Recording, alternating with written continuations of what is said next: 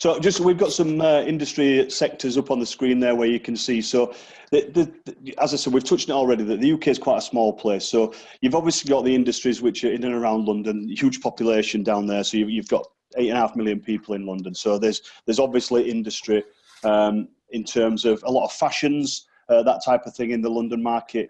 You then come a little bit further north, within the Midlands there. You see where it says England in the middle, sort of the middle area there. You've got a lot of industries that's where the car industry is based. There's a lot of heavy industry, a lot of steelworks and that sort of thing. Coming a little bit further north to where we are, we're in an area called Sheffield. So in the north there's a huge area for the production of steel. And we, as a company, have been lucky enough to be involved with some aerospace steels, which have stayed very, very buoyant even through the time. I'm sure you're all aware that steel's been through a tough period over the last 2 or 3 years with, obviously you've got the current situation with Donald Trump's duty amounts. But before that, there was a mass influx of Chinese steels coming in to America and also into the UK. But we've been lucky as a company that we've stayed in an industry that does aerospace type steels.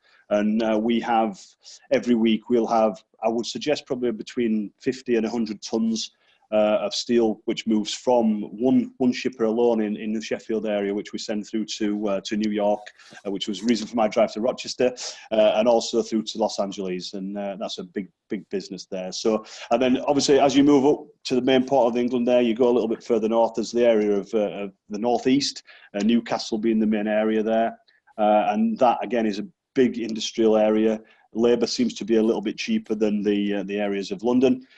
Life's a little bit cheaper to live in those areas, so that becomes a big industrial area for general type products of chemicals and well, everything that comes out of there really. It's quite a big manufacturing area. And then as you go up to Scotland, Scotland is it's a huge place by comparison to the rest of the UK. Probably from the UK border up to the top of Scotland, you probably could drive, definitely 4 or 5 hours. It's a beautiful place as well. If you've ever had the pleasure to go there, it's really, really nice. But the industry is quite limited in Scotland to 3 or 4 major towns really, which is Glasgow and Edinburgh, which are in the south of Scotland, and ranging up to Dundee and Aberdeen, a little bit further in the north, where the Aberdeen area tends to be more of the drilling and the oil industry for the oil rigs. There's many oil riggers in that area up there. So the main business that comes from Scotland would be Glasgow and Edinburgh, and the main business then coming further south would be if Newcastle comes down. Everything seems to come down slightly. So things from Newcastle would maybe move into Manchester, especially for air freight.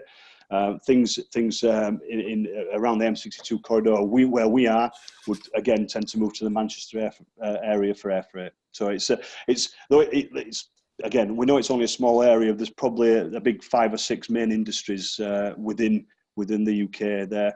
Just touch briefly, I know there was a question on it from something I received previously.